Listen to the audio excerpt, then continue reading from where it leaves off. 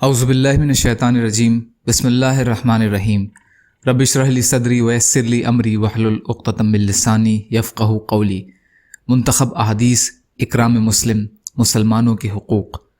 حضرت کعب بن مالک رضی اللہ عنہ روایت کرتے ہیں کہ رسول اللہ صلی اللہ علیہ وسلم نے ارشاد فرمایا، جو شخص کسی بیمار کی عیادت کے لیے جاتا ہے وہ رحمت میں غوطہ لگاتا ہے، اور جب بیمار پرسی کے لیے اس کے پاس بیٹھتا ہے تو رحمت میں ٹھہر جاتا ہے۔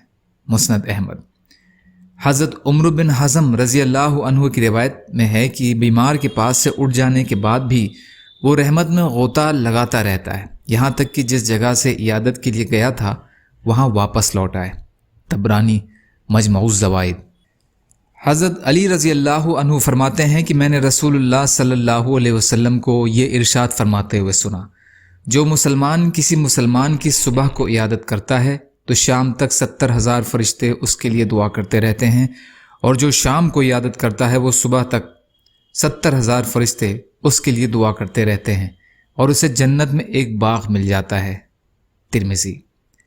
حضرت عمر بن خطاب رضی اللہ عنہ روایت کرتے ہیں کہ نبی کریم صلی اللہ علیہ وسلم نے مجھ سے ارشاد فرمایا کہ جب تم بیمار کے پاس جاؤ تو اس سے کہو کہ وہ تمہارے لیے دعا کرے، کیونکہ اس کی دعا فرشتوں کی دعا کی طرح قبول ہوتی ہے۔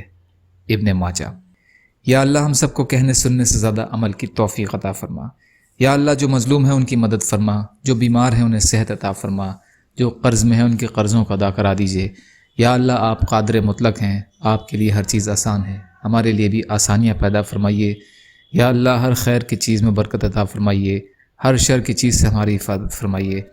یا اللہ اپنے حلال سے دے دیجیے، اپنے حرام سے بچا لیجیے۔ یا اللہ اپنے غیر سے بے نیاز کر دیجیے۔